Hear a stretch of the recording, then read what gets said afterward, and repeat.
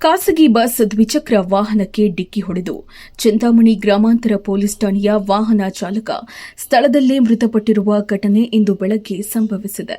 ಮೃತಪಟ್ಟ ಪೊಲೀಸ್ ವಾಹನ ಚಾಲಕ ಚಿಂತಾಮಣಿ ತಾಲೂಕಿನ ಇರಗಂಪಲ್ಲಿ ಗ್ರಾಮದ ಬಳಿ ಇರುವ ಗುಂದಿಕೆರೆ ಗ್ರಾಮದ 55 ವರ್ಷದ ಶ್ರೀನಿವಾಸ್ ಎಂದು ಗುರುತಿಸಲಾಗಿದೆ.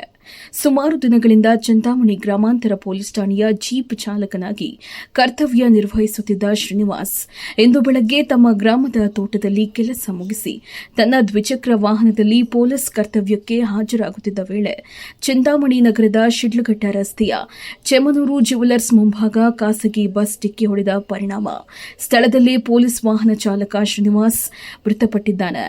ಘಟನೆಯ ವಿಷಯ ತಿಳಿದ ತಕ್ಷಣ ಡಿವೈಎಸ್ಪಿ ಮುರಳೀಧರ್, ನಗರ ಠಾಣೆಯ ಸರ್ಕಲ್ ಇನ್ಸ್ಪೆಕ್ಟರ್ ವಿಜಯಕುಮಾರ್, ಗ್ರಾಮಾಂತರ ಠಾಣೆಯ ಸರ್ಕಲ್ ಇನ್ಸ್ಪೆಕ್ಟರ್ ಶಿವರಾಜ್ ಸ್ಥಳಕ್ಕೆ ಭೇಟಿ ನೀಡಿ ಪರಿಶೀಲನೆ ನಡೆಸಿ ಮೃತದೇಹವನ್ನು ನಗರದ ಸಾರ್ವಜನಿಕ ಆಸ್ಪತ್ರೆಗೆ ಸ್ಥಳಾಂತರಿಸಿದ್ದಾರೆ.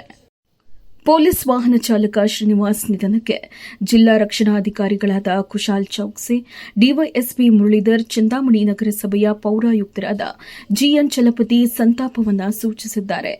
ಘಟನೆ ವಿಷಯ ತಿಳಿದ ತಕ್ಷಣ ಅಲ್ಲಿ ಜಮಾಯಿಸಿದ ಹಲವು ಸ್ಥಳೀಯರು ಮಾಧ್ಯಮದವರೊಂದಿಗೆ ಮಾತನಾಡಿ, ನಗರ ಭಾಗದಲ್ಲಿ ವಾಹನಗಳು ಅಡ್ಡಾದಿಡ್ಡಿ ನಿಲ್ಲಿಸಿರುವ ಕಾರಣಕ್ಕೆ ಇಂತಹ ಘಟನೆಗಳು ಸಂಭವಿಸುತ್ತಿರುತ್ತದೆ.